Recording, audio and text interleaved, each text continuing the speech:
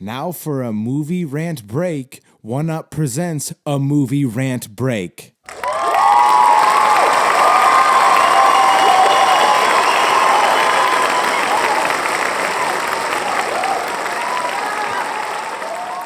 What's up, everybody? Welcome to the movie rant break. Happy to be back. Been busy, a lot of bullshit going on, I'm sure. Everybody listening's got their own bullshit, but I've been kind of preoccupied. Haven't had a lot of time to do some of the things I would like to be doing. But that aside, reviewing a new film, The Monkey. Came out, was it February 21st? Today's March 2nd, so I'm a little behind on this review. The film was directed by Osgood Perkins, screenplay by Osgood Perkins. It was based on Stephen King's short story that was written in 1980 called The Monkey. And they tried to make this film some years back, didn't end up happening from what I've read. Finally got it going more recently. It was produced by James Wan, Dave Kaplan, Brian Cavanaugh Jones, Chris Ferguson, starring Theo James, Tatiana Maslany, Christian Convery, Colin O'Brien, Rohan Campbell, Sarah Levy, Adam Scott, and Elijah Wood. Cinematography, Nico Aguilar. Edited by Greg Ng and Graham Fortin. The music was Edo Van Bremen. It was distributed by Neon and Black Bear. Like I said, it came out February 21st with a runtime of 98 minutes. Budget, 10 to 11 million. Currently, 26.7 million. So it's doing pretty good. And I'm not going to say rightfully so, but it's not, especially if you're into this genre, I think the consensus is people like it. Excuse me. I enjoyed the film, and I'll tell you more about that in a minute. The original reception, Rotten Tomatoes, 78%, pretty high. IMDb, 6.5, Metacritic, 61%. Now, a brief breakdown of this film. It's a drum-playing monkey toy that when you turn the key on its back, it'll kill someone in a random way. And honestly, the monkey kind of resembled DK a little bit, like Donkey Kong. It was like a horror version of Donkey Kong to me. Shout out to anybody that out there playing that Mario Kart, turn the fuck up. So going in this film, as I always say, and I feel like it's relevant in the preface, saying that I'm not a huge horror guy. I can enjoy horror films, and I try to enjoy them in all the forms that they are presented. Now, I didn't know this film was going to have a comedic undertone with the killing and just everything that was happening. And I didn't kind of realize it till, I don't know, 30, 45 minutes in, like maybe half-ish of the movie. I was like, okay, because sometimes horror will make me think it's stupid and I think it's funny, but it's not supposed to be. So I wasn't sure what this film was trying to present. And then I was like, okay, it's supposed to be funny and ridiculous. I fuck with that. So I didn't know that going into it. And apparently that's not how it was originally written. Naturally, it's Stephen King. He usually doesn't have a funny bone in his body. And so Osgood Perkins, the dude that did the screenplay and he directed it, he was like, this doesn't work for me. I had a rough childhood. Both my parents died in crazy headline type ways, I think is the way it was described. And so he's like, I'm going to change the tone of this script and it's going to be kind of have this funny undertone, which in this case, usually I don't like when you change source material. In this case, it's a short story, horror movie. It's a monkey killing toy. I think it was a good move. And I think it, would have been received poorly if it wasn't changed to this way. So I appreciated it, and I thought it made the film more engaging for me to watch.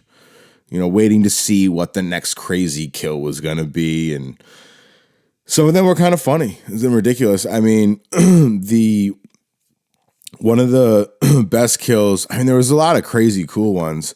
One of them, there was a woman that was going to dive in the swimming pool, and somehow the pool had been electrified because of some bullshit that happens prior.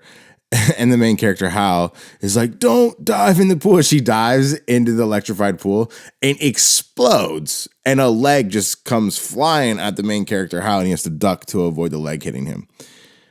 There's a ton of crazy, gruesome deaths, too. Some of it was pretty gory. Shout out to Annie, the babysitter. I mean, she died just trying to get hibachi. But overall, definitely creative kills. I'm curious to see how creative they were in the original source material of the short story.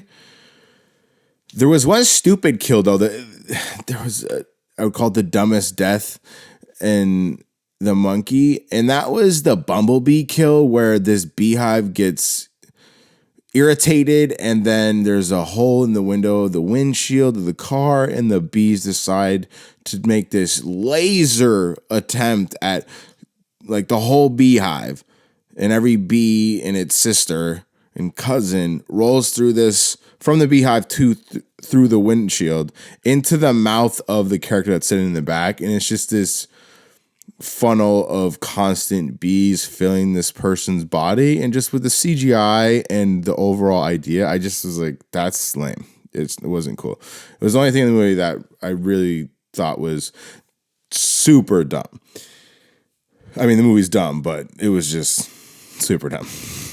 The other thing that was odd in the film, actually, was there was this, and I think, when I think about it, I think it was supposed to be satirical and ridiculous like the rest of the movie, but the main character, Hal, is a kid, because the film has what happens as kids and then as adults.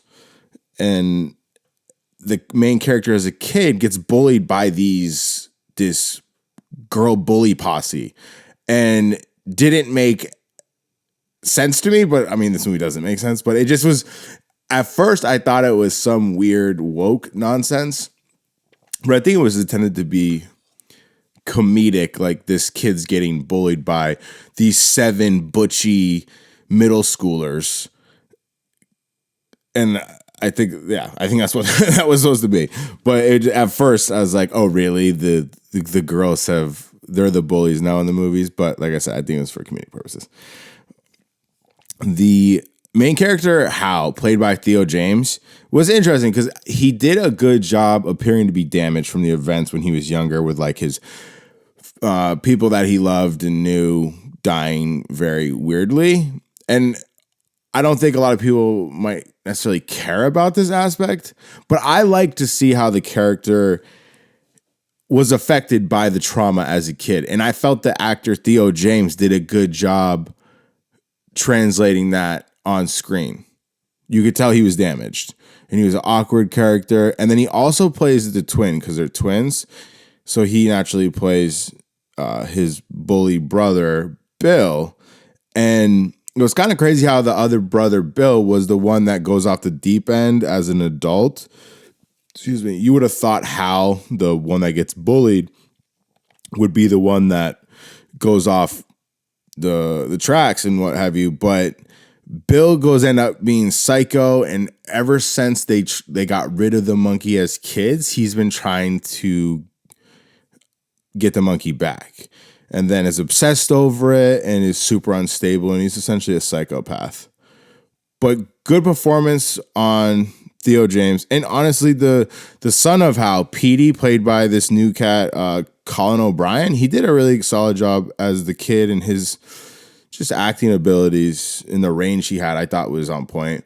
And just, I guess all the actors' performances were solid. I mean, you even had Adam Scott in the beginning that played the twins' father back in 99 trying to get rid of the monkey. His performance was unorthodox, but I liked it. And it was a good introduction to lead us into the movie with just ridiculous kills and just what the monkey is capable of, which was just killing people in weird ways. You had Elijah Wood in the film, and his character was funny because he was the stepfather to Petey, and which was Hal's son that he never gets to see. But Elijah Wood character plays this book writing, self-proclaimed super dad, which is, he just comes off as a weirdo, which is cool. But it was cool to see Elijah Wood in something completely different. I haven't seen him in something like that. And it was like, oh shit, Elijah Wood's in this motherfucker, and killed it. And it was a cool addition to the cast and the whole dynamic of the story. Now this is a Stephen King short story.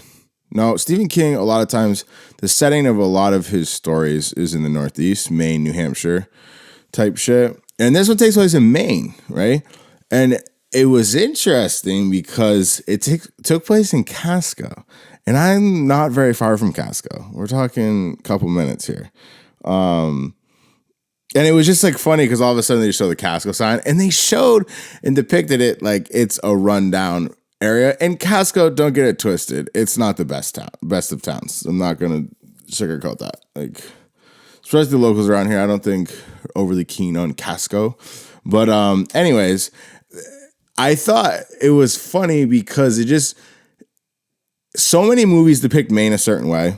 It's like this place that is like a grandma's house, right? Where it's just stuck in the past and appears to never advance and progress with technology and fashion and home decor. In this case, that really made me chuckle was like, in this movie, everybody has knitted couch cushions. Like, like what the fuck? Everybody in Maine does not have knitted couch cushions. I'm just trying to clear the air. Now, in certain areas of Maine, there's certain towns, right, that are very desolate, not very up on the times. Casco is just a pass-through town, and it's close to society in Maine. Like the main city, the largest city in Maine is Portland. It's 45 minutes from Portland. Like, and it's like direct route. It's not off the beaten path. It's off 302, which is the main route for anyone that gives a fuck. But it just started laughing. Like every house they go into looks like grandma's home in the past with couch cushions that are knitted. And it's just, this isn't the first time I've seen Maine depicted in this sense, but I just wanted to clear the air. And especially in this case, when it's a neighboring area that I live in, it's like, it's not all like that. Just so people have a understanding of what Maine entails. Not all knitted couch cushions in Maine. Okay, enough of that. Sorry. I just wanted to address that. I was laughing at the theater when that just happened. I was like, everybody has knitted couch cushions. What the fuck? So at the end of the movie, they have this man that's on the horse. He looks from the gates of hell, essentially. And I wanted to just touch on this briefly because I was like, what is that dude on the horse that he was like smoking with vapor? And I think it was supposed to represent some form of death, like one of the four horsemen, and maybe some connection to the monkey and how he was a deliverer of death. I guess that's what that means. Don't quote me. If you know the answer, please tell me. But that's how I was perceiving that to be. Now, overall, like I said, there's not a ton that I have to say about this movie. It was a cool watch. If you're listening to this, should I go to the theaters and see it? You should. It's fun. I think the sum up of the monkey movie is, it reminded me of a Final Destination type movie that was tied to an object, in this case, the monkey, rather than death itself hunting the characters through the entire film. Best way I can compare it to anything. And yeah, it was a fun watch. Overall, nothing special. Like I said, more or less a Final Destination film. Was it scary? No, not at all. Eerie? Maybe a couple scenes early on, but not really. I think it was more just to be comedic, honestly. And just watching the crazy deaths that happened was interesting. But not a bad watch. I can see if you're into this kind of thing. Rotten Tomatoes giving it 78%, IMDb giving it a 6.5%, Metacritic giving it 61%. Okay, if that's how you feel. I'm gonna be hitting it with a 5.2. I think that's a fair score for the monkey. And I appreciate everybody for listening to the episode. I got nothing else to say about it. Go check it out. It's a fun movie watch. Eat some popcorn, just chill out. And yeah, hope everybody keeping the peace, keeping it positive. I know, like I said, I got some shit going on that's been kind of a bitch, but we getting through it. I hope you are as well, and I love everybody. I will check you next episode. Deuces.